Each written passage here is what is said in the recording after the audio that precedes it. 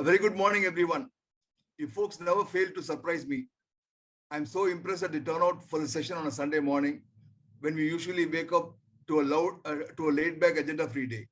But as you all know, we at AABN have been trying to transform this phase into a productive phase by presenting to you a gamut of technical and business experts and seasoned speakers to talk to you about upgrading core skills and competencies relevant to changing times and future challenges. So at the outset, I owe each of you a big thanks for logging, and I assure you that the next 1 hour is definitely going to be a rewarding experience with useful takeaways for us. Yes, I am saying this with confidence because such is the profile of our guest speaker this week. The pandemic and the conflict in Ukraine have triggered extreme volatility and uncertainty in the refining product and fuel markets. The transition to a low carbon economy continues to bring significant challenges and opportunities to the refining sector. Increasing national and industry climate commitments and technological improvements, as well as changing consumer preferences, will shape the outlook of refining in the next 2 decades. As the world moves away from fossil-based fuels to renewable energy, refiners will continue to face the realities of the ongoing energy transition. With an increased focus on climate change concerns and sustainability, shifting consumer habits will impact the refining industry in an unprecedented manner. Digital advances offer opportunities for oil and gas companies to lower costs of production, improve productivity, reduce carbon emissions, and regain public confidence, but many companies have been slow to adopt. We discussed some of the reasons digital adoption is slow in the oil and gas industry, why digital is both an opportunity and a threat, the key technologies of the future, and how leaders can accelerate digital adoption within their businesses. The industry will need to dig deep and tap its proud history of bold structural moves, innovation, safe and profitable operations in the toughest conditions. The winners will be those that use this crisis to boldly reposition their portfolios and transform their operating models. Companies that don't will restructure or disintegrate progressively. In this webinar, we explore what the refining industry could look like across a spectrum of potential outcome for the energy transition and digital transformation. We got an awesome speaker with fresh perspectives on fueling change, energy and opportunity, and interactive business networking session. It's really a proud moment for me to introduce to you my friend and contemporary at work, Mr. Suresh Vaidyanathan. We have enjoyed some great time together during our days in English. He's one of the most cool, hassle-free heads I have seen in all my personal and professional life. To cut the long story of his success trail short, Suresh Vaidyanathan is Vice President and Chief Engineer, Refining Business Improvement for Phillips 66. A chemical engineer, Suresh has more than 30 plus years of global experience in the oil and gas industry. Prior to assuming his current role in 2018, he served in a variety of positions for the company, including Operation Manager at Sweeney Refinery, Refining Technical Service Manager for Refining Business Improvement, West Coast Strategy Manager for Refining, Technical Manager at Trainer Refinery, and Optimization Manager at Ponco City Refinery. He started his career at HPCL Refinery India in 1991, formerly Exxon Caltex Refining, and later worked in the fractionation industry with Koch Industries and Sulzer Chemtech in India, Europe, and the US. Sulzer holds a master's degree in chemical engineering from the Indian Institute of Technology, Kanpur, and an MBA from Southern Methodist University. There is so much to Mr. Suresh's achievements and journey. I'm not sure it can all be summarized in the limited time in this session. So without delay, I would like to open the floor to Mr. Suresh Vaidyanathan, whose hard-hitting experiences are bound to inspire and guide you. This is the story of a dream that turned into reality only because of his passion and the grit to take the plunge. It's the story of the trump of hope and hard work, ideas, and innovation. Once again, a very warm welcome to you, Suresh. We are truly privileged to have you deliver this special address today. Thank you, and over to you, Suresh. Thank you, Gobi. Thank you, friends. Good morning to all of you. Very happy to participate in this event. Gopi and me go back long time. In fact, I'm very privileged to speak with a lot of my old friends from HPCL days. Bharathan and me used to be apartment mates, and so many other people in the group, right? I had interaction in MRL days. So very glad to catch up with everybody after many, many years. The topic today, right? Fueling change, energy opportunities, is very intimately connected with maybe an extension of that could be what is the role of refining in energy transition going forward, right? So as you all know, oil and gas refining has played a key role, being the engine for global economic growth, improving the standard of living across the world, lowering poverty, all because of ability to provide affordable energy at scale, right? So US lo మాట్లాడతారు ఎట్లా మాట్లాడతారు చూడురా. Able to provide affordable energy at scale. But the recent changes and the understanding on the climate changes, right? Based on that, we need to adapt to lower carbon solutions. So this is a very complex challenge, like many of you appreciate. Probably, I would say, it is one of the biggest challenges of the century, right? And very complex question with a lot of challenges ahead, right? And all of us have a lot of questions in this regard. Is emerging energy available at scale to replace fossil fuels today? What are the key barriers to switch? Is it happening fast enough? Why is it not happening fast enough? What will be the future energy mix look like, right? Does the traditional oil companies and refiners have any role in the future energy play, right? What about all the other products we use, right, in our day-to-day life? The morning, right, the bed we sleep, the pillow, the synthetic cover of the pillow, to the toothbrush, the bristles in the toothbrush, the toothpaste cover, right? The millions of products we use. How all that is going to change if you move away from a fossil-based economy, right? So a lot of questions. I'm not sure anybody has all the answers, right? So I will try to throw light into some of these questions and then try to answer any questions you may have at the end, right? But the one thing I want to say at the onset is the refining industry today has a role to play, in addressing all these challenges going forward. So with that, the next slide is basically a kind of a legal statement. I've used some of the slides from my workplace, so stick with the formality there. So in terms of agenda, right? Thank you, Gobi, for the kind introduction about my background. Born and raised in Trivandrum, and like Gopi said, had the luxury to work with a lot of good people in India and very many parts of the world. And I currently employ with Phillips 66, which used to be ConocoPhillips. Been with the company for nearly now 23 years. It was Conoco. I joined Conoco, and Conoco became ConocoPhillips. And then in 2012, the company kind of spun off into two. And Phillips 66 is the refining, the downstream arm of the company. That's where it works. So we'll a little bit go through the background of Phillips 66. Not sure many of you know about the company. We'll a little bit look into kind of a macroscopic view of what is the role of energy and the challenges ahead. And what are some near-term things, refining business in my company in particular, what are we doing to adapt to low carbon requirements?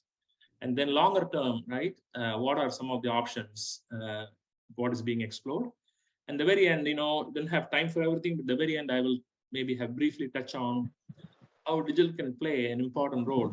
Use of proper digital technologies can play an important role in improving refining operating excellence and even adapting to the lower carbon footprint, what we are pursuing for the low carbon future world. So with that background, let's get into the introduction about my employer, Phillips 66. And like I mentioned, ConocoPhillips was third largest integrated oil company in North America after Exxon and Chevron. In 2012, the company spun off into two separate divisions. The upstream division is still called ConocoPhillips. The downstream division, which is a diversified downstream company, is Phillips 66. So basically, Phillips makes money in four segments, right? Refining is one segment, which is maybe half of the company, I would say. And then we have marketing and specialties, which is other segment. So we have a significant marketing presence in US. And the third division is midstream, Again, we are one of the leading midstream companies in North America with several terminals and extensive pipeline presence all across the country. And then the fourth division is chemicals. So chemicals, we don't have a direct operating presence. We are 50-50 owners of Chevron Phillips Chemicals.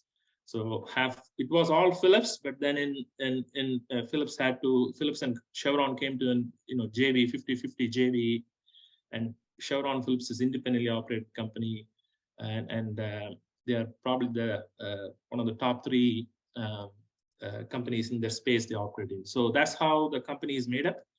And just to give you some context, in 2022, our sales was around $170 billion, and earnings before tax was around $14 billion, with total assets of around $76 billion, around 14,000 employees. That's kind of gives you a flavor for the company. Our vision and is basically providing energy, improving lives. We don't consider us as a oil company. We consider ourselves as an energy company. And the core values of the company is safety, honor, commitment, right? So that's kind of a brief background on the company. And Phillips is around 135 years old company, started in Oklahoma. That's Frank Phillips found the first gush of oil, in the early days. So that's a brief background on the company. So a little bit more details into what makes up the company, right? So in terms of midstream space, we have around 22,000 miles of pipelines across your system. This is all the products, right? Product pipelines, gas pipelines, crude pipelines, all of them, very integrated midstream network. Chemicals, like I mentioned before, we are our interest is through Chevron Phillips 50-50 joint venture. We believe it's one of the most very competitive platforms in the space, because the feedstock, right? Most of the core assets Chevron Phillips has are in places where we have the cheapest natural gas feedstock. Either it's in US Gulf Coast or in Qatar, right? So most of the big facilities we have are in one of the 2 locations, providing a very structural feedstock advantage. And we have 28 global manufacturing facilities under this platform. In terms of refining, all in all, we have interest in around 12 refineries. I think my next slide is a little bit getting into that. Around 2 million barrels a day throughput capacity. That's the overall refining throughput. It's a fairly complex and integrated system. And in marketing and in the marketing and specialty space, I think this number is a little dated. We have close to 8,000 branded outlets in the US and around 1,700 international outlets. So basically, when you see Conoco or Phillips, or even if you go to California, you see a brand with 76 Circle 76. Those are the 3 leading brands in the US where our products are sold. And in Europe, and even in some parts of Malaysia, you see Thailand, Malaysia, you see Jet, a brand called Jet. Those are the 4 brands under which the products are being sold. So recently we acquired, in fact, officially it'll be closed April 1st. We acquired one of the largest natural gas producers in America called DCP. So that will be rolled into our midstream organization to give a full value chain from natural gas acquisition all the way to petrochemicals, the entire value chain. So that'll add another $1.5 billion to the earnings going forward. That acquisition was completed a few months back. So that's kind of high level what we do as Phillips 66. A little bit zooming into the refining portfolio, what we have. So all in all, like I said, we have 2 million barrels of refining capacity. We have interest in 12 refineries, 10 in the US and 2 outside US. The Humber refinery is probably the most competitive refinery in entire Europe. And then Myro is a refinery in Germany where we have around 20% ownership in that refinery. In terms of our refineries in the US, Sweeney refinery is our flagship. The nameplate capacity is 285,000 barrels, but it's typically runs north of 300. And we also have our midstream bulk of our midstream assets co-located with that refinery. So we fractionate. So in US, the natural gas liquids, when we explore the crude, the condensate or natural gas liquid, what we call, basically from ethane all the way through C8, C9s, naphtha, we refine in this refinery in addition to this crude capacity. So all in all, this complex is a 700,000 barrel, complex, right? And the second largest liquids fractionation in US, the biggest hub is Mount Belvieu, and the second one is Sweeney. So Gopi was explaining my background. I used to run this facility before taking up this role in 2018. So in terms of overall US refining capacity, we are number 3 after Marathon and Valero. And then in addition to the petroleum products, we make a variety of other specialty products. Probably like to say we are probably the most premium manufacturer of graphite and battery coke for the supplying the new energy space, in addition to a variety of solvents, lubes, polypropylene, so all the products listed here, we are basically, in addition to the petroleum products, those are the products we make. So we recently sold off, a couple of assets, lower performing assets. The capacity used to be around 2.3 million barrels. So last year we disposed of one of the, refineries in Gulf Coast, which was around 300,000 barrels. So that's the revision down in capacity, what you see here. So a little bit on how we are structured and what I do or my group do. So we have, like we saw in the previous slide, we have interest in globally in 12 refineries. So the central group, right, for the company is called RBI, Refining Business Improvement. So it's a very lean and flat group, right? But we do a variety of things. The fundamental objective is to improve the operating excellence of the facilities and improving, finding opportunities to improve the business, champion change. And in addition to supporting refining, we do, although the title of the group is RBI, we do a variety of activities, which is shown on the right side. Our research organization is called ERI, Energy Research Institute, which is based in Bartlesville, Oklahoma, and around 300 or so scientists work there. So we provide direction to a part of the group, directly dotted lines into my group, but also we provide direction for areas where the company should be working, and then direction for all our premium coke, the midstream fractionators I just spoke of, and emerging energy, right, is a big area of focus. We'll talk about that in a bit. So providing support for all the various energy evaluations and where we should work and where we should look at. All that assessment is done through, we have a big role to play in that.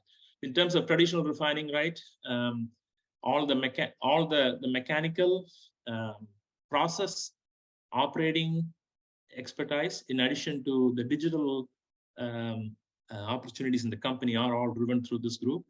So you see the various areas we play in that, in the various boxes in there. In addition to, growing the talent, people skills, capability, knowledge and skills for the future, institutionalizing the company's knowledge, right? You all know McKinsey, for example, has a big database or a historian repository in Gurgaon, so we manage the same thing for our company, all the standards, knowledge, everything through our group. So that's kind of basically what my group do, and touching what we do for refining and even outside refining. So moving on to the next panel, right? Yes, we are a refiner, and you fully understand, the importance of needing to, switch to a lower carbon solutions for going forward. So the company has shown, has made public its commitments to the shareholders. I think within 2020, we announced our greenhouse gas reduction targets. So different companies have adopted different, standards to this. On one hand, you found companies who all set very aspirational goals, right? You may not know how you're going to get to, but a lot of companies have set net zero. Some companies have given very steep reduction goals without a clear path forward, for lack of a better word. But our company's philosophy is to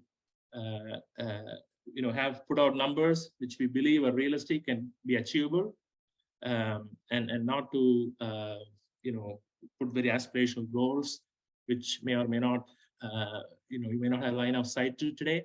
So our internal target, our targets, what we tell the street is 2030, to reduce the scope 1 and scope 2 emissions by around 30%. And for the benefit of someone in the audience who may not be familiar with the scope 1, scope 2 terminologies, that's basically the emissions from the refinery, directly or indirectly. And then scope, that going up to 50% by 2050. And then the scope 3 emissions, which is the emissions coming from the products, around 15% reduction by 2030, right? So that is kind of the public commitments the company has made, and we're working on a variety of strategies to achieve that in the timelines proposed here. So with that background, right, about what Philips is, what we do, and some of our commitments, I just want to switch to a little bit macroscopic view on, right, role of energy and the challenges ahead. I think this couple of next 3 or 4 panels is what I used in one of the recent, I had to give an address at UT Austin, University of Texas at Austin, on energy symposium with the UOP Chief Technical Officer Gavin. So basically, some of the slides are a little dated, maybe a year or 2 dated, but it gives you the context of high-level macroscopic view on where we are. So these are all US centric data, so please bear with me on that. But the picture is pretty much same for rest of the world if you look at a global scale. So if you look at the left panel, basically, the energy production, right, in US ballpark adds up to 100 quadrillion British thermal units, right? So of which natural gas, in 2020, if you take the central line there, natural gas is the leading one, and crude oil, and then followed by renewable, which is coming up fast. You can see in the green line below. So if you look forward to 2050, the biggest growth is expected to be in the renewable energy space and natural gas, right? The crude oil is expected to drop a little bit, by around, maybe 10–15%, compared to where we are today. And coal and nuclear and hydro, they are all supposed to basically remain flat. Nuclear is a wild card, right? You never know, a lot of technologies being talked about. But from the best of knowledge, the crystal ball, right, we have, there's nothing which is imminent to make a big breakthrough in the next 20–25 years to make a step change, right? So if you look at the electricity generation, right, the same trend continues. Today, natural gas is the biggest. It will continue to be the biggest, holding the same overall market share by 2050. The renewables, which is around 20% today in the mix in US, right? And it'll almost double to 40%, 38% by 2050. And the reduction is primarily going to be in coal and nuclear. The percentage comes down, although the magnitude of energy, right, what we generate from nuclear stays the same. The percentage of the contribution of nuclear goes down. So that is kind of some high level. These are US Energy Information's EII data, public data, from the 2020 information. So like I mentioned briefly before, right, the biggest challenge, why, keep in mind, IC engines came in after fuel cells were invented, right? There is a reason why the fossil fuels, the world is so much depending on that, which is the ability to provide all the 3 things is important: affordable, reliable, energy at scale, right? So to check all those 3 boxes, affordable, scale, and reliable, very few energies can compete with that. So just want to illustrate that with few few very simple comparisons, right? I will let you look at that for a second. A barrel of oil, right, is 4 cows, 800 chickens, right, or 1,300 pounds of bagasse, right? And a lot of technologies are being talked about, and some of them are proven, some of them are not proven, right? And a lot of the technology companies in our space, they are working fast and furious, right? Companies like UOP, Accents, they're all, and several players we haven't even heard, LanzaJet, this and that. A lot of companies are exploring a lot of technologies. But a lot of question marks there, right? And and also, even if the technologies are there, the scale of the problem, you get a little glimpse from this chart, right? And some of the governments, right? So all the various governments in the world, they are trying to incentivize, basically they're trying to change the behavior, right, of adapting lower carbon solutions, either through incentives or through regulations or through mandates, whatever may be the right case, depending on which part of the world you are in. But this gives you a feel for the challenge on the scale, what is ahead of us, right? A typical biofuel plant, say 5,000 barrels a day, a typical refinery, right? 250,000 barrels, something in the ballpark. And just in US, right? The cellulosic and advanced cellulosic mandate translates to 1.5 million barrels a day in the upcoming years. So you need 6 to 10, refinery sizes, big refinery sizes of renewable capacity coming into the market, right? And we are not close to that to meet the current mandates, right? And do we have feedstock in the world to do that? Technology to do that? All that, are question marks to be understood, right? So the key takeaway from all this, right? I just want to say is, our view is the world needs to definitely pivot to lower carbon solutions. We are committed to it. But the scale, affordable energy at scale, is easier said than done. It's a very complex thing. We believe in exploring all of the technologies, all of the fuels, all sources from below and above. In other words, we need a combination of energy sources to meet the challenges the world faces today. So that is the view of Philips, and that is very important because when the world grows and expands, right, the current population of 7 billion to 2050, when the world population grows to 10 billion or 11 million, and the rising aspiring standard of living all across the world, in many parts of the world needs energy. There's no way to accomplish that without energy. To do that, you need a mix of variety of fuels, pushing down the overall carbon intensity of the fuel mix. So that is kind of the high level, view or position of our company. So with that, let me a little bit switch into what are some of the things we are thinking in terms of near-term focus. When I say near-term, this is kind of a 3-year kind of ballpark, right, timing-wise. So the first and foremost, as we all know, is even in my days in HPCL, right, energy efficiency was a big focus, right, and believe me or not, in North America, the level of focus on energy was not to that extent, right? Like we had we had in India, or for many in Western Europe or anywhere, right? Because natural gas was so cheap in North America, right? If it was $10 a million BTU in Europe, it used to be $2.5 or $3 a barrel in North America, right? So energy efficiency a little bit got out of the radar, but energy efficiency is coming back in a big way. So that is going to be a big focus. And then what are the early low carbon solutions, what we are working on in the next 3-year horizon. That is what we will look at in the next few panels. So before we get into that, just want to give you a context, right? You hear a lot of numbers and people, make wide range of predictions, all the way extreme right, saying there is no climate change issues, to extreme liberals on the left saying, hey, the world is going to fall down tomorrow, right? The truth is somewhere in the middle, right? So all of us have to make very informed, thoughtful decisions on this space. So the left panel shows, again, this is US-centric slides.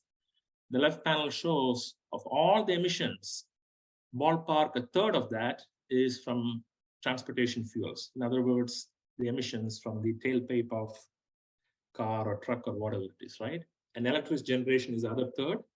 And the last third is coming from other variety of miscellaneous sources, and the industry emissions being around half of that, 15%. The right panel shows the stationary emissions, right, which is scope 1 and scope 2, which is nearly half of the total emissions. In that, coal-powered power plants are 50%. Natural gas power plants are around 20%. You look at the refining slice, that is close to 10%, right? So just want to understand in the total scope 1 and scope 2 emission landscape, refining scope 1, scope 2 accounts for around 10%, right? So with that background, right, improving energy efficiency is the first thing, right? So this graph, don't pay too much attention to the numbers. It's more of a directional graph. So today, to achieve the low carbon footprint, the magnitude of the low carbon footprint is shown in the x-axis, right?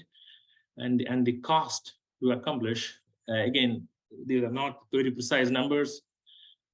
Energy efficiency is one of the areas where still you can make positive returns while lowering the carbon emissions, right? Yeah, the magnitude of carbon emissions you can reduce this way is a smaller magnitude, but definitely this has positive returns.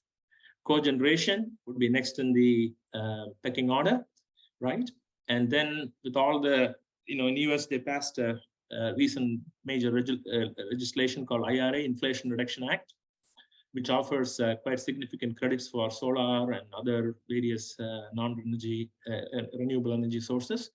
So with those credits, right, solar and wind and all that, they are kind of in the pecking order as you shown below. And then carbon capture, right? It can substantially reduce around 40% greenhouse gas reduction. There is definitely a scale opportunity there to decarbonize, but the returns are okay at best, right? And then the more and more technology we go down in the continuum, the magnitude of like e-fuels and deep decarbonization, basically the economic returns are just not there yet, right? So even where one important consideration to keep in mind is, even when you think, even with credits, there is returns, how often can governments continue to provide credit, right? Like UK government, we deal a lot with them, right? They had very big plans, but with all the current economic challenges, to what extent they can stand behind their words is a question mark, right? And even if the governments do provide these subsidies, the fundamental question is, it'll be eventually passed to the taxpayer. So it comes to the question of how much is the society willing to pay for decarbonization, right? So that fundamental question, that is a fundamental question in this journey, right? How much the society is willing to pay for decarbonization. That is what the fundamental question is. So anyway, but this gives you a feel for the various, stair-step approach, what anybody could do. But the energy efficiency projects are the best first move you could do, right, to achieve this low carbon journey. So this next slide shows, the economics of the energy projects are not just what it used to be, right? In old days, you just save on the fuel, cost save, but nowadays there is a lot of other economic factors to help with it, right? We have the carbon, the cap and trade, right? Trades around at different levels in different parts of the world. Currently it's around $20 a ton in the US, right, per metric ton. Projected to grow up to $50, right? So all the governments, what they're trying to do is to bring up the carbon, the cap and trade cost to a point where some of these technologies are viable to have basically a 10% return or something like that. Then in places like California, not all the places in the US, we have low carbon fuel standard mandate, which basically gets into the scope 3 emissions. So if you have energy conservation projects, you stand to gain some benefits from there too.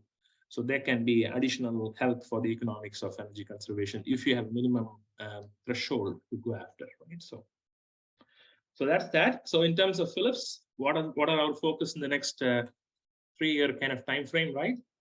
So basically, as refiners, we own a lot of land and we consume a lot of power, right? Basically, a lot of land, a lot of power. So anything we can do to improve the renewable generation, solar, wind, cogeneration, you may or may not call it renewable, but technically it helps you to decarbonize, right? If you're, for example, if your refinery is in a place where the heating value of the grid power is quite a bit more, 7,000, say, BTU per megawatt, million BTU per megawatt or something, and if you can have a latest and greatest technology cogen plants, you can probably reduce 60-70%, right, of your heating value of the power you need to produce, right? So our refinery in Sweeney I was talking about, right? That refinery we generate around 500 megawatts of power, right? And that fully supports the refinery's need, our next door neighbor CP Chem's needs, who's our joint venture, and we export a little bit, maybe 40-50 megawatt to the grid, right? Where are opportunities to do more of that? So those are some of the things what we are looking at. And then in terms of renewables, right? Wherever we can co-process renewables. So this depends on the local legislations. In many states in the US, you don't get any credit for co-processing. In other words, if you have a diesel hydrotreater, if you slip in some renewable stuff with it, you don't get any environmental credit for it. So wherever it's allowed, you can do that. The other point is to convert existing units, right? Wherever we have existing refining processing units, hydroprocessing units, you can basically repurpose them into first generation renewable fuels like soybean or something like that. And then modifying the more complex units to processing more and more challenged renewable feedstock. So that's kind of the several efforts we are looking at. And again, keep in mind the solar and wind, you need to have a lot more installed capacity to achieve a ratable power, right? Because when the sun shines, you get it. And so in California and all, when during the peak of the day, because all the solar panels are generating a lot of power, any incremental power you generate or put to the grid really has no value. On the other hand, right, when solar generation is not there, the power is there. So storage, this is where storage gets into be a bottleneck, right, to exploit the full potential of the solar capability. So one of the most landmark project we are doing in terms of switching over to renewable fuels. One of our refineries, the San Francisco refinery, which used to be a Unocal refinery, 150 years old, ballpark. We are fully getting out of the fossil operation, and we are repurposing it into one of the number one or number two, I don't know the latest numbers, but one of the largest world's renewable fuel plant to produce almost 900 million gallons of renewable diesel.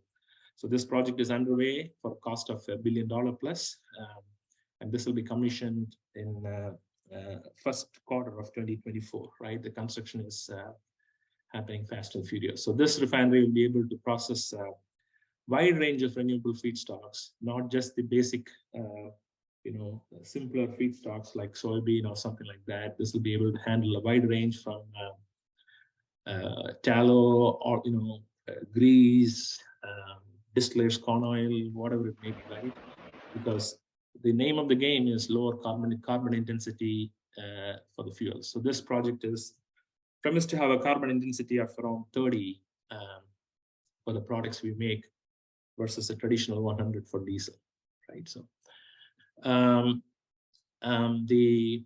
so anyway, that's that. So that those are some of the short-term areas, right? Like we talked about in the last few slides, about what we are looking to improve our lower carbon footprint. And this Rodeo Renewed, the project is said, where we are completely repurposing a fossil fuel refinery to renewable. That is a big part of the 15% scope 3 emission reduction, what we have committed to the street. So now let us look at the little bit longer term solutions on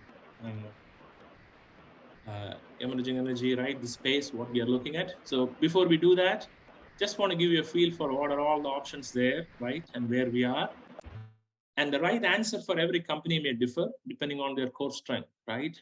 So today, if you look at the like I mentioned before, US consumes 100 quadrillion BTU. The global consumption is more like 500 quadrillion, right? So US is ballpark 20% of the global energy consumption. So petroleum and natural gas make up, something like 70% of that. And renewable mix is around 11% based on this 2020 data, right? So the pieces which go into that, there is a little bit of geothermal in the US. Solar is around 10%. Hydroelectric is around 20%. Wind is a quarter of that, right? 25%. And Texas itself is a big part of that. A lot of wind production in Texas. And then all the biomass, biofuels, they account for around 45% of the mix. So any company has to see, right? What is the right play areas to play? This is a very complicated question. Me Too policies or Me Too strategy will not work, right? So where you want to play in, what are the areas where you have some strengths, you have some natural strengths to which you can play upon. For example, getting full blown into wind, right, may make sense for an upstream company like Shell or BP, because there's a lot of expertise, in structural engineering, standing up these things in the middle of the ocean. Our company doesn't have that, right? It may not make sense for us, right? So where, on the other hand, some of the areas we have unique strengths. We have a lot of, refining assets and kit in the ground. We have a lot of knowledge in dealing and managing hydrogen. So renewable fuels. So we already have an extensive product, placement network. So renewable fuels becomes probably a core opportunity for us, right? Based on the adjacencies we have to that. Batteries, right? So if you look at the batteries today, every iPhone you have, at least there's 1 gram of Philips battery in that iPhone, right? So all the in the battery space, the anode, we are one of the elements of the value chain of the anode, right? So we feel there is opportunity to expand into that anode space there. Carbon capture is going to be a default option for all manufacturers, including Philips. But there again, this will drive you to look at your strategic assets. Which assets you want to keep, which assets you don't want to keep. You'll have questions around that based on the carbon capture, because not all geographies have the capability to sequester carbon, right? So if you are in the middle of a place, far away from anywhere you can sequester, you cannot do carbon capture. And how does it impact the long-term viability or sustainability of that asset? Somebody has to think through that. And hydrogen, right? There are a lot of industrial emissions where hydrogen, you cannot capture carbon. Hydrogen is going to be the only way to minimize decarbonization. So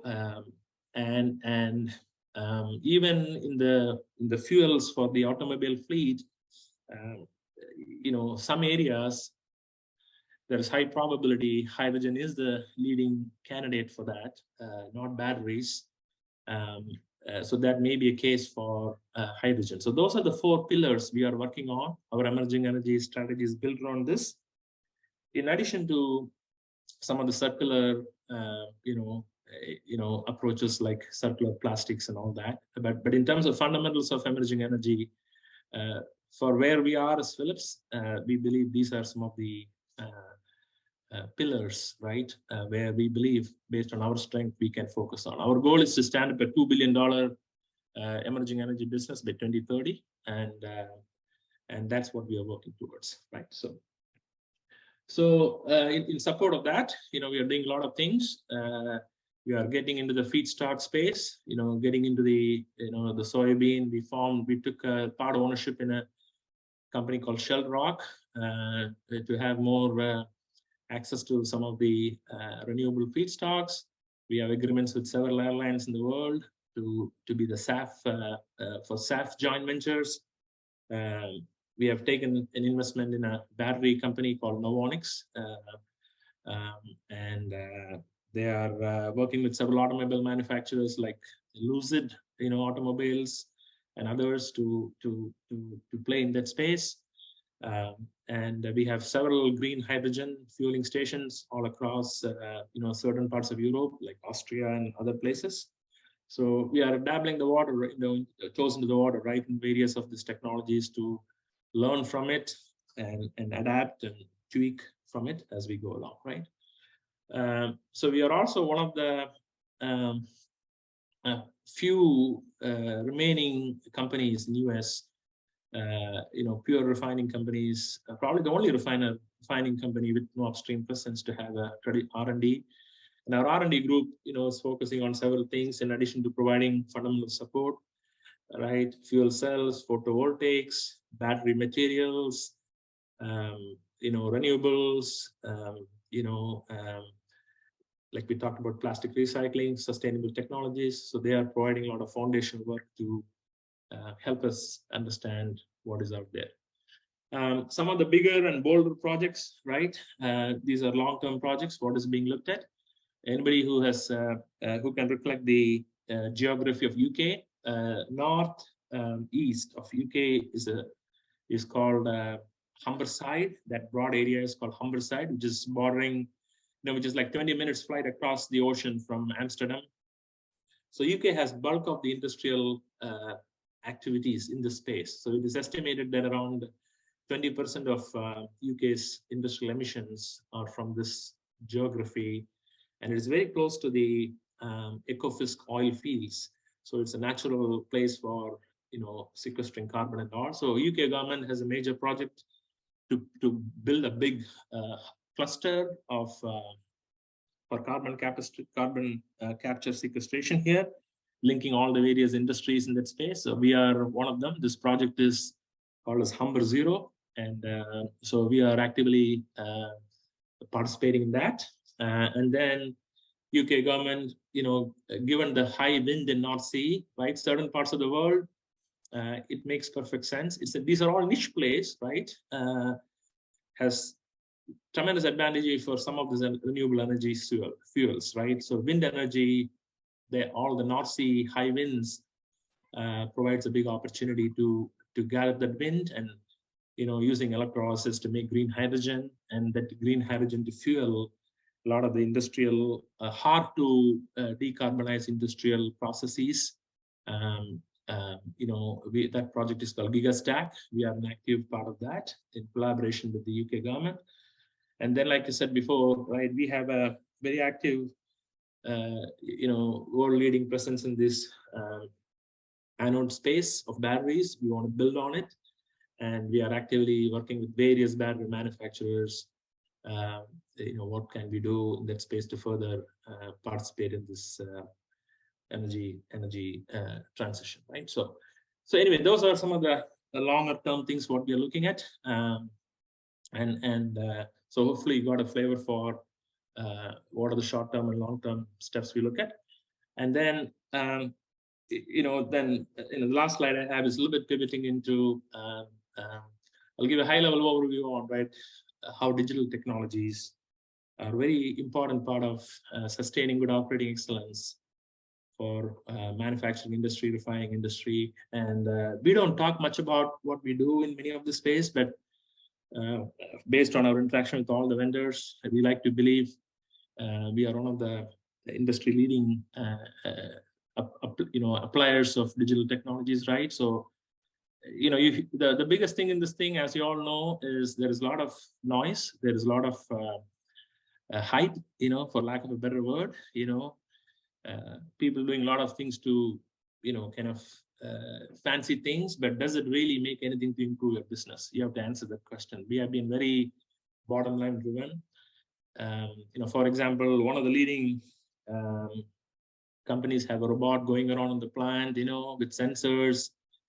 But end of the day, you have to ask, what has it done for us, right? Have I reduced one manpower position? Have I taken away anything from an operator or craft to do? Have I improved my safety any more than I can do with anything else I have in my toolkit? The answer is no, probably it's not a good technology. So we started our digital technology effort in 2018. We completed the first wave of that in 2020. A lot of it was foundational. So today, all the permits, work permits we issue, they're all electronic, right? Really improved the safety a lot. We have more than 10,000 iPads in the field for the people working. So a lot of foundational steps, and now we are in the second wave of that. This is a 6-year project, right? And this is not, so this is where we are improving the foundational infrastructure. Wi-Fi in refineries is not easy because of the high metal indifference. It is, as you all know, it is not like putting a Wi-Fi in a building. And we believe we have come up with the right solution for that, cost-effective solution for that. Philips has a lot of IP in it. And so we have Wi-Fi. Last week, we completed Wi-Fi our 5th refinery, and which opens the doors, right, to broadening the sensor technology applications in terms of foundational, expanding the skills of the people in this space, data platforms, right? So data can be accessed in an efficient manner. And with this background, right, applying broad range of sensors, and then even, a lot of things which are not very quote unquote sexy, but very important, right? Digitizing so many processes we do in our business in an automated way, right? One of the key ones we are underway, which is a huge project for us, is to the mechanical integrity program, right? As you know, US is the refining assets, they are all fairly old. The last refinery built in US was in 1970, right? So mechanical integrity, keeping up the equipments, right, in a right way. So we are digitizing the whole mechanical integrity, the world of inspection, corrosion, systemizing, circuitizing, all that with the right data, filter checks, and that leading into risk-based inspection. There is a program for all that. And then a lot of the operating procedures, we have gone completely digital. So variety of things along the space, in addition to applying advanced analytics, right, for a variety of applications. So we are working on a very broad program. It's a 5-year program, and this wave of stuff will end in 2025-26. So these things we believe are going to be very key, not only to have good operating excellence performance, but also a key enabler for minimizing energy and the ESG footprint, right? So those are some of the exciting and interesting things going on in our part of the world. And with that, I will conclude my kind of prepared remarks, and we'll be happy to take questions from all of you. Thank you, Suresh. Thank you very much for being with us on a Sunday morning, probably a late night for you. So we'll keep the floor open for questions now. Participants, you may please unmute and ask your questions. I think Ashraf has put his hand up first. Hey, Suresh, good to hear you again after so many years. Yeah, sure. 2 questions. One is more of from the little study I did long time back. And you also briefly mentioned about the ability or acceptance of people to pay for the carbon capture cost. If I remember correctly, the parasite energy for carbon capture for electricity generation is 25%. Do you think without government subsidy or willingness of people, it's practical? Second thing about the noise of hydrogen as a transportation fuel, especially with the challenges of transport of hydrogen across. Do you think it's practical, or it's just noise to kind of show people are doing something, or the industry is doing something? I think the first question, right? many of this technology, including carbon capture, without government subsidies, there is no economic case, right? So aspirations, ideology, personal preferences, personal views, they are all one thing, but running a business is a different thing, right? So the Wall Street doesn't reward anybody who has lower returns. You can look at that from the recent experiences BP had, Shell had, how much shareholder value was lost in the some of the experiments, what was tried, right? So even with government subsidies, it is, you barely get a low double-digit return with some of this project in the best case, right? From the Western world. I am not sure about the different drivers, what may be there in India now. I'm out of date with that. But so if a company has finite capital, right, and if you have a lot of higher return opportunities, you need to, that comes into the play, right? So when you have 40-50% return opportunities competing with stay in business 10% opportunities, right, the company has to make a return. So there may be some niche place where it is there, but generally the returns are going to be the challenge, because what the Wall Street or the investors want is very different than what the ESG community wants, and end of the day what the society is willing to pay. So that's a fine balance. That's a challenge, but technology will improve. Technology has always given surprises. So in future, right, technological breakthrough can only make these things viable, right? And the second question on hydrogen, Ashraf, like it mentioned, right, you need all of the sources to solve, to move towards a lower carbon footprint future in the world. So hydrogen has its play in certain niche, right? If you take a refinery, high intensity carbon dioxide emissions, right, come from certain stacks like FCC stack or hydrogen SMR stacks. So maybe carbon capture is a fair option there. But if you want to decarbonize, so many other, say, heaters in the plant, carbon capture is probably not going to be a viable option because of the challenges involved in collecting stuff from so many pots and pans, right?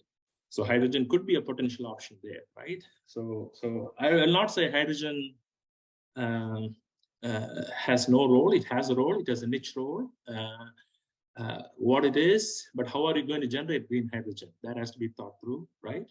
If you can get green power, then obviously that leads to the question: why can't they use the green power versus, maybe making hydrogen off it? But there are cases where hydrogen definitely has a role. What it is, what is the boundaries around it? Because all these different technologies are competing with each other. But I like to say hydrogen has a role, a limited role, advantages in certain spaces than other options. So that's yet to be solidified. Hope I answered your question. Thanks. Yeah, Vichu, you may please ask your question, Vichu. My question is, Reliance Chairman Mukesh Ambani has said that what oil is to Middle East is solar for India. So, they are planning to invest something like $60-70 billion in green hydrogen and all that. But a lot of people, other people say that doesn't make economic sense and things like that. But what is your take on that? I think for a country like India, where there is plenty of sunshine, right? Solar is definitely one of the options. But the key thing is, when the sun doesn't shine, how do you make sure, right, the energy is available on a reliable fashion, which leads to the storage technologies, right?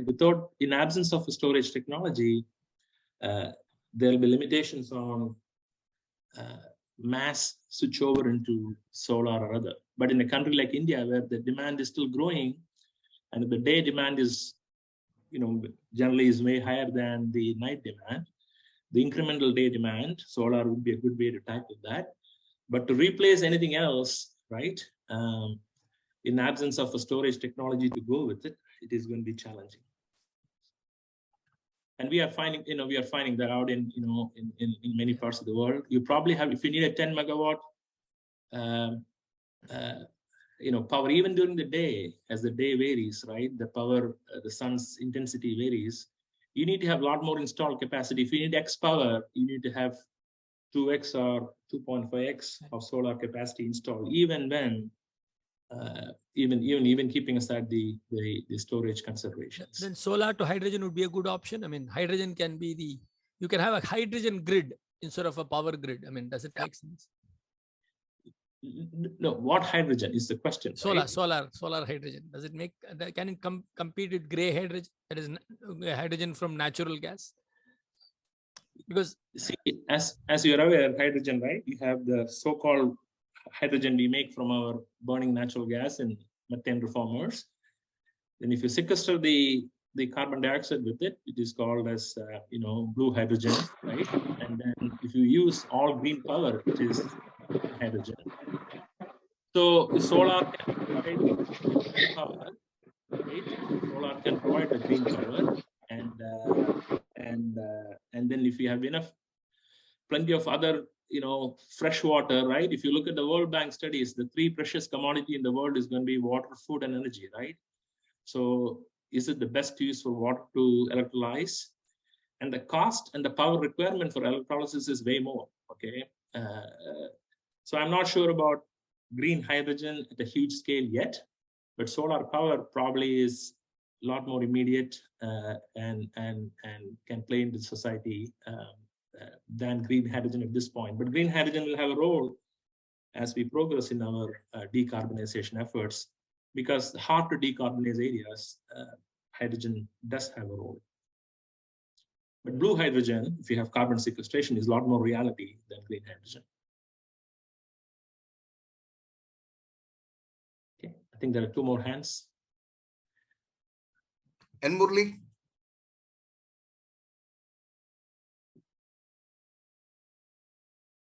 Yes, sir. Mr. Murli, please go on. Or Mr. Ramesh, you can go on.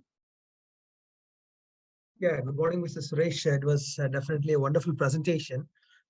So in your presentation, you talked about 1 barrel of oil equal to 4 cows. So which is what a cow's lifetime? It produces the dung, cattle dung, or what is that, please? Is it per day you're talking about? It is just comparing the energy equivalent, right? It is not comparing the cow dung oil. It is the energy intensity, what you can get from a barrel of oil to all the different things I showed there. But all the cow dung and everything, right? That's other area, right? Like India, they used to do a long time back, right? Gobar gas, what we used to call in India, right? So that's a whole different thing in many parts of the world. Because of high methane emissions, that technologies are not allowed. Now it is coming back with strict control on methane emissions, because as you all know, methane has a lot more adverse impact than carbon dioxide for our ozone and other environmental considerations. But this renewable natural gas, what it is called, is a more sophisticated way of what we used to do, right? Way back in India, gobar gas and all that. So that takes cow dung and everything and generating renewable gas rather than fossil gases from underneath the earth. So actually my subsequent question is like, India is one of the largest cattle population. Definitely we hello, can you hear me? Yeah, I can. Yes, sir. So largest cattle population, and definitely we have more cow dungs. In fact, recently I read a newspaper, India exported cow dungs to UAE. So is there any technology there where we can set up micro or in a district-wise type of thing available? So from there we can get renewable energy, not just the gobar gas, maybe something else which can pump into the vehicles, or the LNG fuel stations. Are you, Philip 66, thinking about, or your suggestion? I think I think wherever you do, to my knowledge, the gas you get from the cow dung is a primary source. You can use it for a variety of purposes. You can either use it to use as a renewable fuel. You can use that to feed a hydrogen plant to make green hydrogen with it, right? And which can be used to in wherever possible to decarbonize. To my knowledge, that's the only route I know of. I'm not aware of any other. I have not read or understood any other approaches to extract additional value from that source yet. Hello. Where do you see the role of energy efficiency in the context of the various scenarios that you have discussed so far? Do you see it as a major energy resource, or do you see it as something that would happen in the context of the economic conditions that prevail? And is there any way to accelerate energy efficiency? Thank you. Energy efficiency, as we saw on the earlier slides, is the first step everybody should be doing, right? Because that is the only one of the few things which definitely has a positive return from an economic perspective, and is something we can do, right? Every operating company, right, has opportunities. I don't know. I'm not particularly aware of the recent situation in India, but some of the more sophisticated refineries, right, you can have energy intensity as low as 65 to 70, right, which is world class, and so there is definitely a lot more work to be done in that area, and a lot of technological advances are happening indeed in that space. But the only caveat I like to say there is it cannot be it cannot really get us to the amount of decarbonization the world is looking at, right? Definitely, it's the right thing to do, but it's a key player. It's the first step you should take, but it is not going to be able to meet the decarbonization levels. I have a quick follow-on question. Do you have any particular statistics that you can quote about the fact that energy efficiency may not lead to the potential for decarbonization in the country? Because of the literature that I have seen, both internationally as well as in India, that energy efficiency, at least in the industrial sector, could contribute to something like 30 to 40% of the decarbonization effort. IEA's projection for energy efficiency is consistent with this number of 30 to 40%, both globally as well as in the industrial sector in India. So I'm just wondering whether there has been some rethink on this, or whether you're speaking from the point of view of the refinery sector, where it might be what you say. Thank you. Yeah, my comments were more from a perspective of refining sector, right? And but a broad comment I would make is, it all depends on the starting point. Let it be for any industry, let it be for a refinery, right? Even in our own company, we have refineries who are really worse in terms of energy performance, and refineries who are really good in refining, energy performance. So the starting point of where your industry or specific asset determines what incremental energy improvement opportunities you may have, right? So there very well could be other industries where the starting point may be different, and where 30, 35%, whatever number you quoted, may be possible. I'm not aware of that. But when I say the talk about net zero by 2050, reducing 50, 60% decarbonization in refining industry, energy efficiency alone is not going to get you there. That is why people are looking at a variety of continuous options like carbon capture and this and that to get there. But definitely it should be the first step everybody should do, because that's the logical starting point, which has economic returns and the technologies available today. Thank you. Yeah, Mr. Pradeep, please go on, Pradeep. Yeah, I have just my questions, sir. We are talking about renewable energy, renewables. Is it so that in future, countries which export crude oil, there are countries which export refined petroleum products. So when it comes to the renewables, then I think the whole world will be going for either self-sustained, or there will be only a transfer of technologies. Then what about this foreign exchange? What about foreign exchange? I mean, what will be the new world look like? That is one. The second is renewable energy. Everyone we talk about, but we also hear that renewable energies are expensive. And if renewable energy becomes working workable solution, then what is that? Like in chemical engineering, do we need to remove subjects like distillation or reaction kinetics or something like that? Absolutely not. Okay, let me tell you why. If you go back to some comments I made earlier, the world population is close to 7 billion today, right? With expected growth estimates ranging anywhere from 10 to 12 billion by next 2-3 decades. If you want to provide energy to the additional people who are going to be joining in the world population, to provide energy to improve the standard of living of people from so many developing world and underdeveloped world all across the world, you need a lot more energy than what we have today. So even with the most independent projections, today the global crude oil production is something like 100 million barrels a day, right, ballpark. And you still need, the world will be producing that much fossil fuels. Then on top of it, you will have all different renewable fuels coming on top of it to meet the big energy demand projected in the coming decades. So given all that, all the chemical engineering subjects and everything what we talked about, right, which are applicable in the current industry and even adapted to the future industry, right? The skills are there, but there'll be definitely newer areas to learn and understand, because all of us are, have a lot more to learn in this new energy space. So that is on the second question. The first question is, from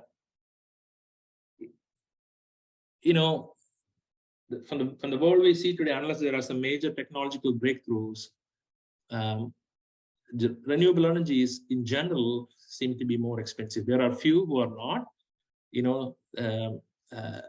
but then it comes to a point of how much can governments subsidize, how much can a society willing to pay, right? For example, in US, the new Inflation Reduction Act, what was passed recently, there are a lot of mandates, right, for aviation fuel, right, the jet fuel which fuels our planes.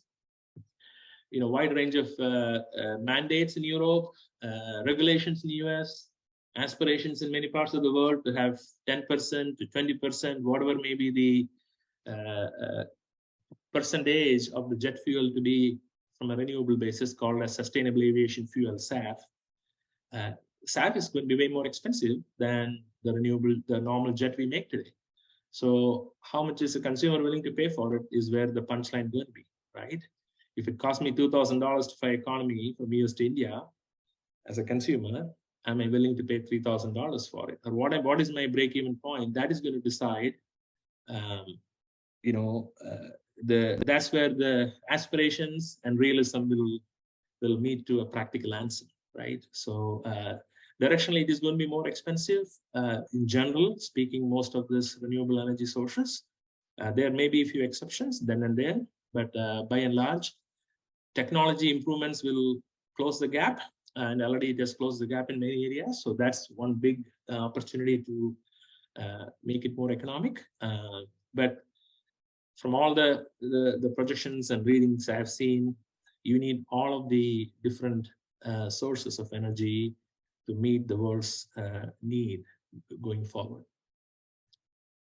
Did I answer your question? Yeah, thank you. Yeah, there's one question in the chat box from Mr. Murli. My question is, Phillips 66, ConocoPhillips is a renowned licensor for coker and residue upgradation. Why they are not active in India and many parts of Gulf? Any reason for that? So Phillips 66, ConocoPhillips, yes, you are right. We had several licenses. Delayed coking technology was one of them. HF acid alkylation was another one of them. SR technology, which is probably the lowest octane destruction, gasoline desulfurization technology, was another one. So there were several, but Phillips got out of the licensing business, right? As we are an operating company, and a decision was made, 7-8 years back, to pull out of the licensing business. All of that were sold to different people. The sulfuric acid, the HF alkylation business was sold to UOP, so UOP has it. The coking technology was sold to Bechtel, they have it. So we are not actively in licensing business now, right? So whatever few licenses we have are very niche licenses, which we believe are competitive advantage, right? So in US, for example, there are a lot of wastewater treatment plants, right? You need to have selenium levels at very, very, very low levels. So we have some very unique technologies for that, which are all kept in-house for competitive advantage rather than broad licensing at this point. Thanks. Ashraf, go on, Ashraf. Suresh, I'm not sure whether this makes sense as a question. The push towards, especially in Asia, towards electrification of transport sector, from a pollution level, it makes sense, but does it make from a net zero, especially considering the fact that most of the electricity generated in Asia is from a coal-based plant? So would not it make sense to reduce the coal generation by investing in renewable gas source for electrification rather than focusing on transportation sector of to go electrical? So that's a fairly complex question, right? So every country is blessed with certain set of natural resources, right? Today most of the batteries, what is used is lithium-ion, right? And for when you say automobiles, even if you have electricity, right, for the automobiles to run, it is lithium-ion batteries. So many other technologies are being talked about. Very few of them are come of age, for lack of a better word. There are finite, raw material availability for some of these components we use to make batteries. And even if they are available, the environmental footprint of those are very, very high. Mining is a very environmentally unfriendly process. But if CO2 is the mission, your pollution, you're doing it somewhere else, not just to CO2, right? The most simple and practical, easiest knob to reduce the greenhouse gas emissions is definitely wherever you have huge coal generation based power plant to switch it over to natural gas. But having said that, economics have to come into play. Like India is blessed with the largest coal deposits, right? All over, if you look at the world. China, so is China. Today, 70% of the Chinese power generation is from coal power plants.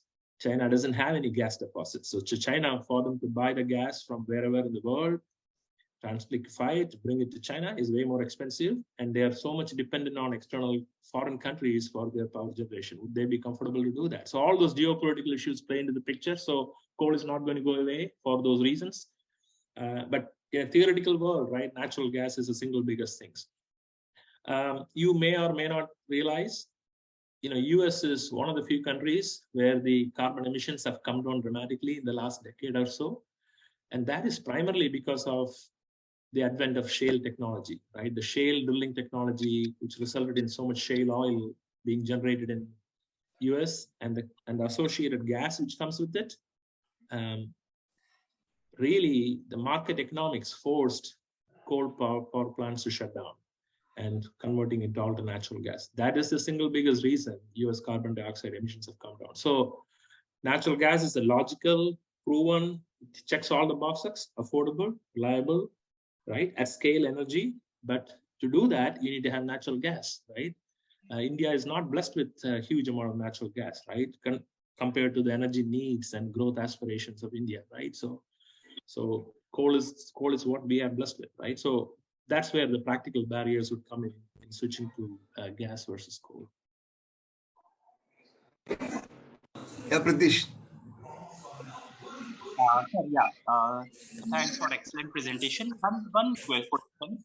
One of the problems with renewable energy generation could be, let's say, the supplies are, let's say, far more variable than other means of energy generation. So, let's say, fluctuation in sunlight levels or the wind, would mean supplies are less consistent than those, let's say, derived from fossil fuel plants. So, for a country with a big demand, what could be the ideal balance, or how do we overcome this? Yeah, thank you. No, you make a valid point, right? The alternate sources, they all are not consistent and reliable, and hence, right, it is the right answer, we believe at least, is all of the above, right?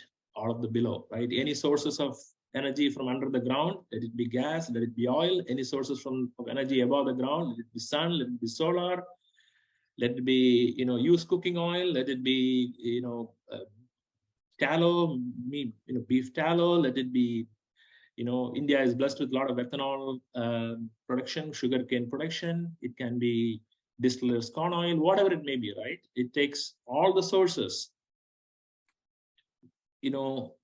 with directionally lowering the carbon intensity of the production to achieve the future state of lower carbon intensity energy supply for the world. So, I mean, this is a dated article. I have not caught up on it. The world has 1 billion cars, right? UK has 35 million cars. The known nickel find in the world is barely enough to make 100% car electrification in UK, right? But this is based on a dated information. I'm not kept up with the current thing, but I'm telling you, do we have enough of every raw material needed to, go on whichever journey, right? The answer is probably no, but you need to have various different sources of energy, all of them directionally in a lower carbon footprint to meet the energy need. Because that's why I like to think this is the challenge of the decade. It is something which is so involved, but the public has limited understanding of what it is. The politicians never say the truth, and the aspirations and what people think it can be realistically achieved is way real than what can be done in an economic way, because everything is connected to everything, right? Let's say you put all the ethanol to make fuel. What about all the so many poor people in Africa who are depending on that as a source of food, right? So it's a very complicated question, and we should use every source, with the lower energy footprint to tackle this. So it's not going to be choosing A versus B. It's all of the above and all of the below. Yeah, Prabhu, please go on, Prabhu. Hi, good morning. Thanks for the presentation, Suresh, and thanks for Gopi and team for arranging this. Just a quick one regarding the advanced analytics option under the digitalization slide which you made. Just wanted to understand, is it kind of an extended arm of APC, or it is technology specific, needs licenses support, or can you throw some light on that? Yeah, I mean, in our view has been first principle models have a big role in optimizing our business, right? So where with first principles meaning kinetic based models and all that. So anything, whatever problems we cannot solve with those first principles, what can analytics do, right? So in that area, there has been, so it has to be very thoughtfully, problems have to be chosen thoughtfully, right? What the modern computing power can do is important. So some of the key areas we are working on with a couple of startups is to explore neural network based machine learning platforms to solve multi-unit optimization problems across refinery. So neural network, right, as you know, is the same AI technology which is used for voice recognition, right, things of that sort. So that is an area we are working on, and today, for example, APC and those things. Let me give an example. A coker, if what is a coke hardness, which is measured in HGI units. It's not easy to predict. It can be predicted. So things of that, problems like that, which cannot be traditionally solved with first principle models. What can advanced analytics do to help us in that? When I say advanced analytics, what I mean is this is things beyond Tableau or Power BI or those kind of rudimentary analytical tools. This is a lot more sophisticated tools beyond that. Okay, Did I answer your question? Thanks, Suresh. Yeah, Padmarajan, please. Sir, good morning, sir. Thanks to Gobi sir for the great organizing every week. Really appreciable, Gobi sir and team. And thanks to Mr. Suresh for the nice presentation. Two questions I have. One is just would like to understand so-called we call green energy, solar, wind, whatever it is. I understand even after usage solar 25 years, it can produce power like this. After that, disposing that is not a green. I mean, there is no proper solution available. Is Philips worked on that area, and could you share something on that? And second, I would like to understand from the space, there is a full 24 hours solar sunlight is available. We can generate solar, and from there we can transport like this and all. I read some article. Is it really progressing and it is achievable? Thank you. Yeah, on your first question, if you want, this is my personal opinion. I'm not representing my company. This is my, simple opinion, right? When you reflect on our lives, see, I was born and raised in a small place in Trivandrum. When I was raised, it was a joint family, right? We used to have 20 coconut trees, 50 banana trees. When it comes for meal time, we go to the garden, we cut the banana leaf, we eat in the banana leaf. After the meal, we throw the banana leaf under the trunk of the tree. It becomes organic manure, right? No environmental impact. This is how the mankind kept the planet pristine, right? But all the modern day comforts, the modern day needs, the modern day so-called development we do, definitely puts pressure on the planet, right? So any source of every product we need, every product we use has its own environmental issues, right? So your point of solar panels, 20-year life, then what do you do with it? There's no easy way to recycle that. And in fact, many parts of Europe and America are seeing that now. The first wave of windmill, what was put in 25 years back, these are huge, humongous plastic structures. How do you dismantle them? How do you properly environmentally treat them, right? So those challenges all are there, and I'm sure science will find a way to solve it. And then going to your second question, right? But they're not easy, right? So if you look at the life cycle impact of any form of energy, it is not, we don't look at the life cycle impact, right? That's the whole point, right? Look at how many Nike shoes gets thrown around after people use for 1 year, 9 months, right?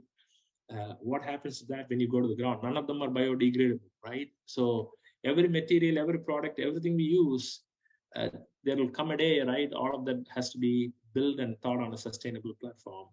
But coming back to your second question,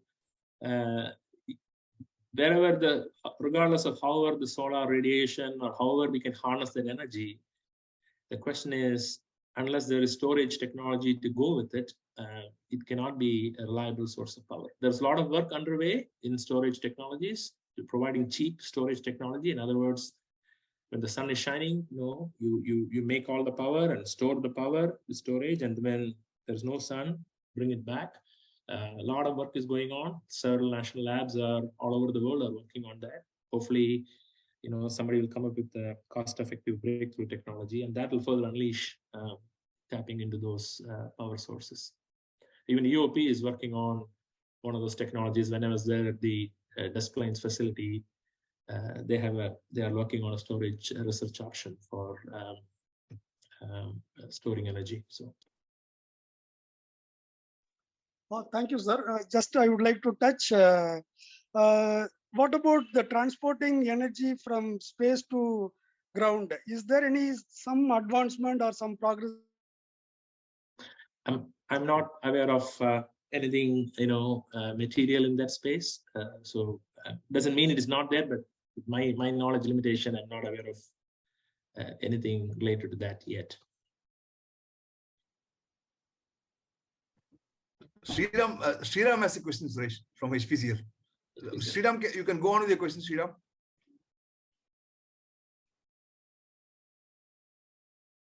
Yeah, Suresh, wonderful presentation. Thank you, Shira. Yeah, Suresh, my question is of three parts. One is we are talking about green hydrogen. So can you tell how we are defining the green hydrogen, whether it is only from water electrolysis or anything which is green? It can be anything green, right? It can be water plus green power, do electrolysis. It can be that route. I'll give another extreme example, right? Municipal waste, the renewable gases coming out of the municipal waste. If you can, put it in SMR, generate the hydrogen, that is green hydrogen. So there are many competing routes, but those two seems to be the more prominent sources, right, of green hydrogen, right? So on the first one, right, on the electrolysis option, right, if you have green power, then you should beg the question, is it the right thing to, is it the best use of the green power to convert it to green hydrogen, or is there any other way I can directly use the green power rather than trying to repurpose it into something else, right? So that question has to be asked. Okay, on the longer run, what is the, see, in India, we are looking for 111, that is $1 for 1 kg of hydrogen in 1 decade. So what is that in US for the green hydrogen?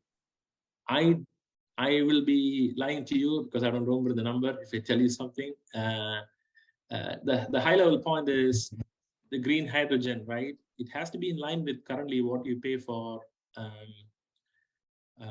the SMR, the steam methane reformer hydrogen. It has to be in the ballpark to be viable at the current state of economics, right? So that's what everybody is trying to match it to. But again, without subsidies or anything like that, right? That doesn't seem to be an option. And the amount of power you need to make this electrolysis based approach is very huge, right?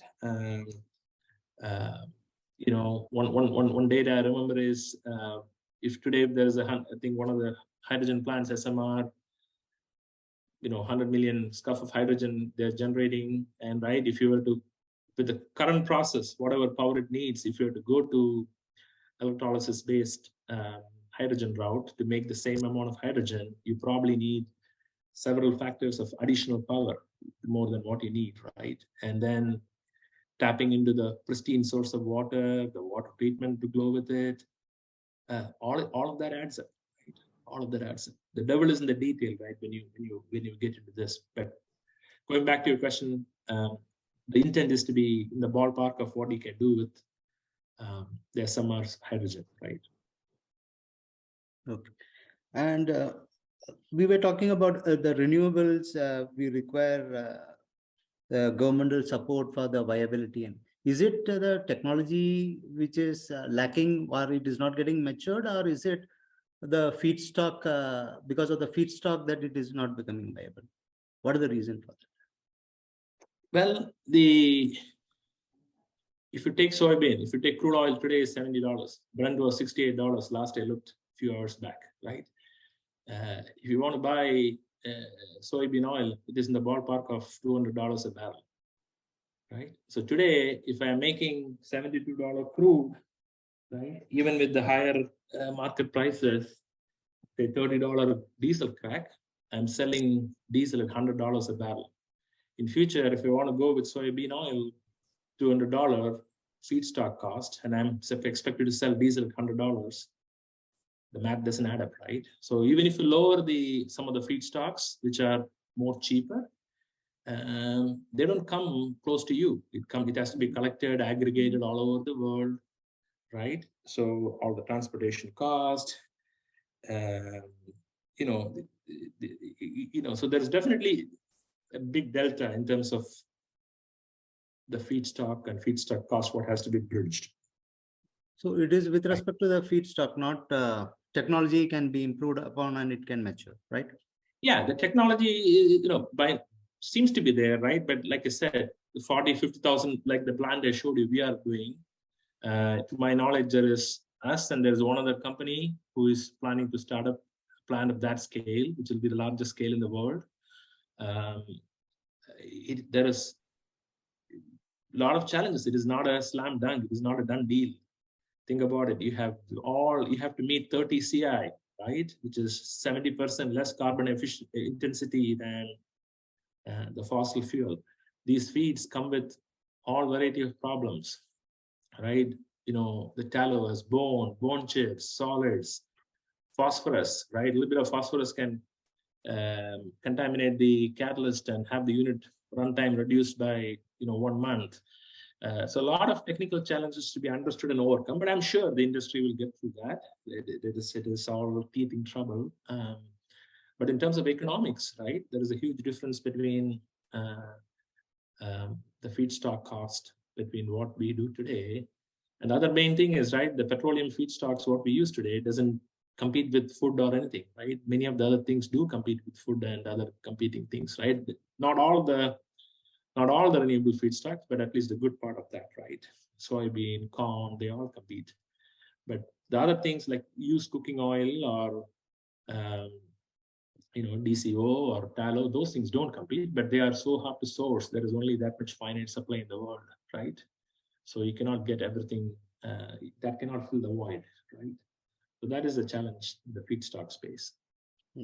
One last question is, when you showed the R&D slides or panels, there was a mention about blue sky pathways. What do you mean by that? Those are some areas, right, we are thinking and researching, which is undefined at this stage, or proprietary at this stage. Even the concept is proprietary. So that is what that panel meant, blue sky approaches. So these are really pie in the sky things, right? And very preliminary work to see, is it even feasible, right? Just to give an example, today, sustainable aviation fuel, right? There is a lot of demand for it, right? So it is made in high level. It is made through approaches. It is either made from HEFA feedstock, which is all the renewable feedstock processing, and you separate the jet cut from it, or you take ethanol and make into ethylene, and then oligomerize it and polymerize it to make SAF. But there are other groundbreaking approaches to do it in one catalytic steps, right? Those kind of really huge leaps and bounds in technology to reduce the cost to make it viable. Would it pay off? Would it not pay off? Is it even conceptually or chemistry wise viable? That is all being explored in those bucket of research projects. Okay. Thank you, Suresh. Yeah, no worries. NSM, Murthy sir. Yeah. Good evening, Suresh. It was a very nice presentation, and I thoroughly enjoyed it. And certainly, of course, challenges are plenty for the people, and I'm sure that some innovative brains all across the globe will do some out-of-the-box way to make it happen. Yes, I got a couple of questions only. I thought let me also ask you. Please bear with me because already it's 2 hours past. One is about, we read something on oxidated desulfurization. That we're using oxygen instead of hydrogen. That makes a huge impact in terms of overall economics. And another one is that, is there any role which Philips is now trying to do on reducing the hydrogen requirement in the refinery? But today, if you purely go by stoichiometry, you don't need more than 0.3 or 0.4% of hydrogen needed for all removal of sulfur, nitrogen, or any other species. But literally every refinery uses almost 1.5% of hydrogen. So is there any way to look at rather than just looking at the other areas about? The green hydrogen seems to be far-fetching. I have my doubt whether it's going to come in our lifetime. Your views. Correct. Yeah. So to your question, right? Like I mentioned, I think somebody asked a question about the licensing. So, this is an ocean. This space is an ocean, right? There are so many things to be learned, understood, and if you see estimates, right? There are a lot of estimates. If you want to transform the world, right, into alternate energy, into lower carbon fuels, they're estimating it anywhere like a $50 trillion problem world, right? This is companies like Gartner who do global estimates, right? So again, so every company has to be selective in where you play. We don't believe, we are not looking into the fundamental stoichiometry, the classical thermodynamics versus stoichiometric thermodynamic approach on, right? Is it, where is more than stoichiometry, hydrogen, where can we optimize and those kind of things? Basically, there's a work which is being done by, the catalyst manufacturers, right? Even in our traditional refining space, right? The work like Como catalyst or NIMO catalyst, right? All with varying pluses and minus for hydrogen consumption. They are looking in that space. So we are not playing any role in that. The green hydrogen is up for debate, but I can tell you, if you really believe electrification will dent gasoline demand first. That is the first thing which is going to dent. Diesel is going to stay for a while, right? Many decades. That is the general consensus in the world. But if diesel has to be, even diesel has to be given away, right, for a non-fossil fuel, the batteries may not effectively work for diesel. So hydrogen has some niche places. Not now. I agree with you. It may not be in our lifetime, but hydrogen can be a trucking solution, trucking fuel solution. Hydrogen is there. If you want a refinery with net zero, that is what the aspiration is, right? In a refinery, you have what, 30, 40 heaters, right? Of various, for various processes and services.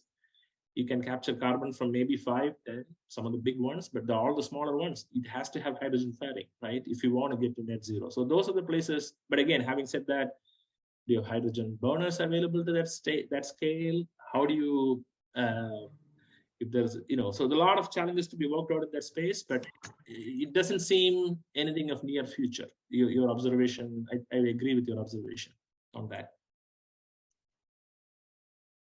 But what about this oxidative desulfurization process? Because I had, there was one company called Atura in US, I think somewhere in New Jersey area, and they were doing pretty good work. And I don't know what is the current status. They used to use peroxide for converting this sulfur removal from all the hydrocarbons, including heavy hydrocarbons. So I'm not sure. I'm not sure what that. I don't know enough about that to comment on it. I'm not sure. I don't know enough about to make a meaningful comment on that, sir.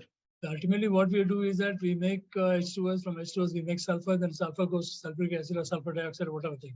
Instead of that, why don't we make straight away from using oxygen to remove the sulfur and turn it out as sulfur dioxide or sulfuric acid for the use about.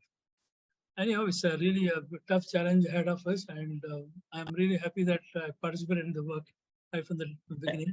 And I'm sure we'll stay in touch for some more collaborative work as we move further about. Thanks to Gopi for making this arrangement. You really found a very interesting personality to give an overview about what is ahead of us. Certainly, we need to take this to school, if you ask me, so that some new brains, some new innovative thinking can come and make a difference to our society. We should not think that only Germans will do or Americans will do or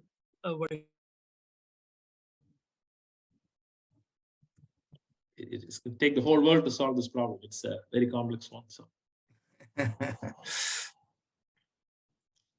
So one last question. Anybody else has a question? One last question. Let's not hold Suresh back. We have already held him for a long time.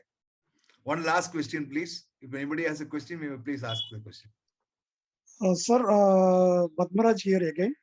Just would like to understand from the space, we can generate electricity and transport. It's only a thought process because I read some article.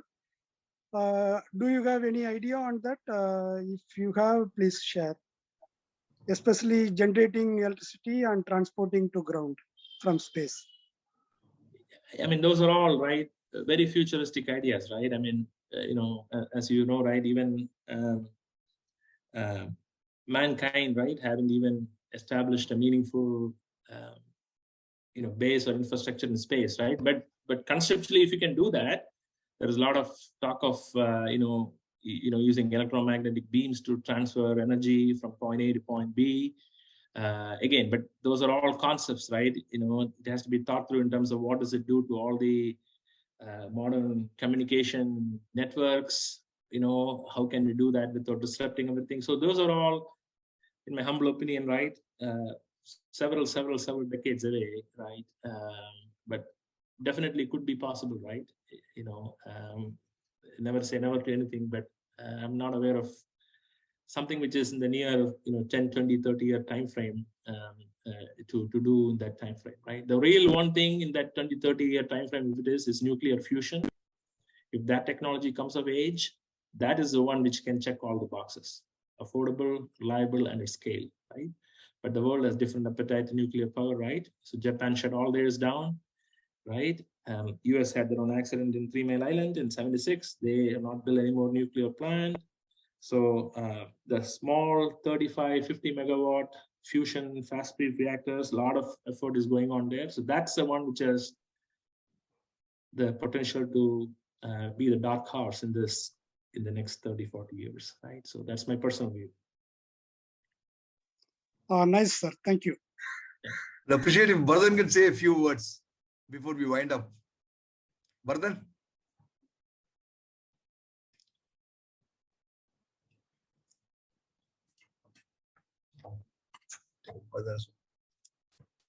Vardhan? Yeah. Thank you, Yes. Gopi, for inviting me to officially Pleasure. this program. It was very happy to see and listen to Suresh, and very enlightening and a live discussion thereafter. Hope we keep the association going on.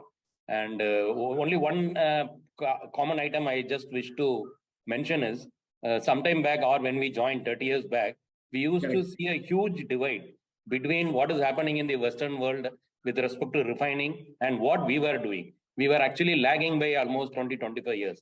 But today, listening to you, what you have been talking, I will definitely say we are not that far away, maybe a couple of years, but whatever you have been talking is already in place in India. And we are trying to take at least leadership in one of the pathway.